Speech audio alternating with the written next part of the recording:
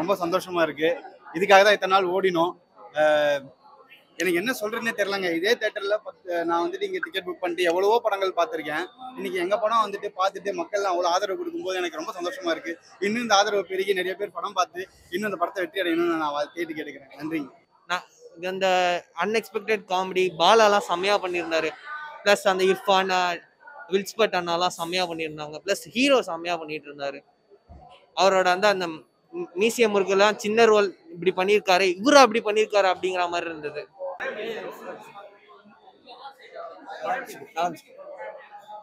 ரொம்ப எமோஷனலா இருக்கு. சூப்பரா இருக்கு.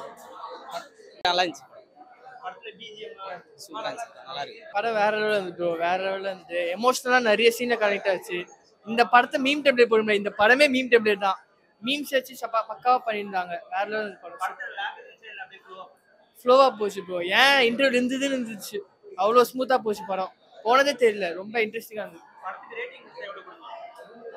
10க்கு ஒரு 8.9 இல்லை 9 கொடுக்கலாம். 9.2 கொடுக்கலாம்.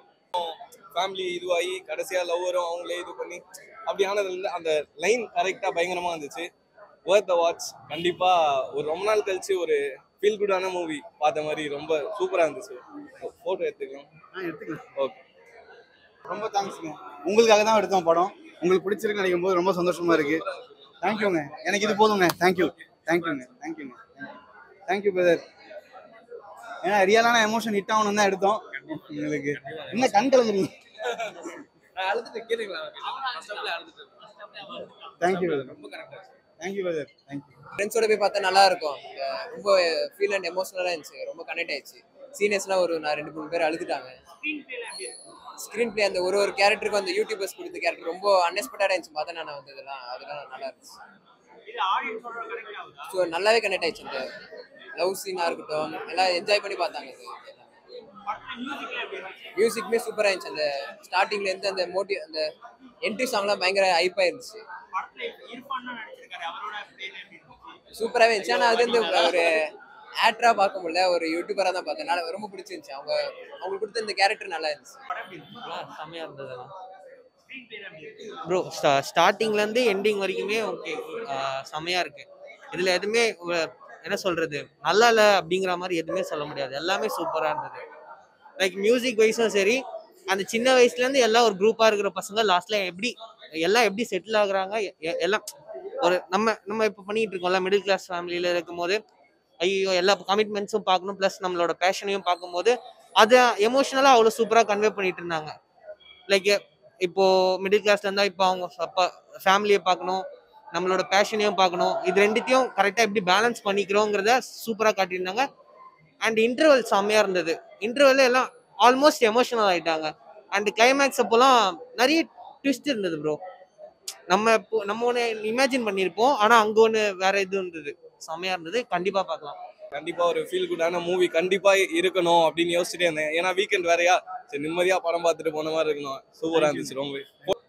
இதான் எனக்கு இது எல்லாமே ரொம்ப புதுசா இருக்கு. இந்த அன்பும் பாராட்டும். மீசை முருகன் நடிகனா நான் வந்துட்டு ஒரு பெரிய வரவேற்பு கிடைச்சது. இதில் நான் ஹீரோவாகவும் நடிக்கவும் செஞ்சிருக்கேன், டைரக்டும் பண்ணியிருக்கேன், எழுதவும் செஞ்சிருக்கேன். எல்லாத்தையுமே அவங்க ஏற்றுக்கும் போது ரொம்ப சந்தோஷமா இருக்கு. முக்கியமா இந்த மாதிரி பெரிய பெரிய நிறுவனங்கள் வந்து ஃபர்ஸ்ட் டே FTFS ரிவ்யூஸ்ல நாங்கள், ஏன்னா இதெல்லாம் தான் நாங்கள் பார்ப்போம். ஸோ வந்துட்டு அதில் அந்த உண்மை வெளில வருதுன்னு நினைக்கும் போது ரொம்ப சந்தோஷமா இருக்கு. கண்டிப்பா போய் படம் பாருங்க. நீங்க எல்லாம் பாருங்க. பாத்துட்டீங்களா? அதான் தெரியும், நீங்க இந்த வேலையில இருப்பீங்க. முடிச்சுட்டு ஈவினிங் நைட் ஷோ போய் பாருங்க. வேற எதுவும் சொல்றதுக்கு இல்லைங்க. நான் ரொம்ப ஒரு எமோஷனலான ஒரு ஸ்டேட்ல இருக்கேன். ஏன்னா நான் இவ்வளவு சத்தியமா இந்த ஒரு பயத்துல தான் இருந்தேன். நான் வந்துட்டு ஒரு பெரும் பயத்துல இருந்தேன். ஆனா ஏன்னா அவ்வளோ பேஷனேட்டா ஒரு ஒர்க்கா பண்ணியிருக்கோம்.